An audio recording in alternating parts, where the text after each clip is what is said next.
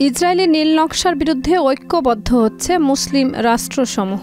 বৃহত্তর ইসরায়েল গঠনের পরিকল্পনার বিরুদ্ধে ৩১টি মুসলিম দেশ এক যৌথ বিবৃতিতে তীব্র নিন্দা জানিয়েছে।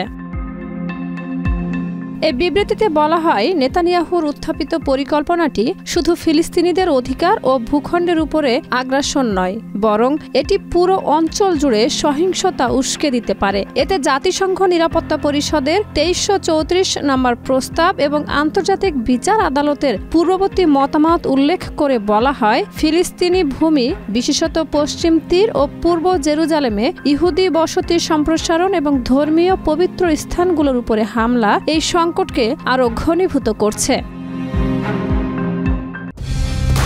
কালার এক্সপার্ট, জর্জ স্যাপ এবং মাইল্ড অন হ্যান্ডস টেকনোলজি সমৃদ্ধ অরিক্স ক্রিস্টাল ওয়াশ আপনার লন্ড্রি এক্সপার্ট। আরব ও ইসলামী দেশগুলোর পররাষ্ট্রমন্ত্রী এবং আঞ্চলিক সংস্থাগুলোর প্রতিনিধিরা স্বাক্ষরিত এই বিবৃতিতে ইসরায়েলি সরকারের যুদ্ধ অপরাধ, জাতিগত নিধন, গাজা অবরোধ ও মানবিক সংকটের তীব্র নিন্দা জানানো হয়। একই সঙ্গে অবিলম্বে যুদ্ধবিরতি বাস্তবায়ন এবং গাজার জনগণের জন্য জরুরি মানবিক সহায়তার অবাধ প্রবেশাধিকার নিশ্চিত করার আহ্বান জানানো হয়েছে। এই বিবৃতিটি আরব লীগ, ইসলামী সহযোগী সংস্থা ওআইসি এবং পারস্য উপসাগরীয় সহযোগিতা পরিষদ জিসিসি এর সরাসরি সমর্থন পেয়েছে, যা এই অঞ্চলে ইসরায়েলের সম্প্রসারণবাদী নীতির বিরুদ্ধে বিরল একটি ঐক্যের প্রকাশ।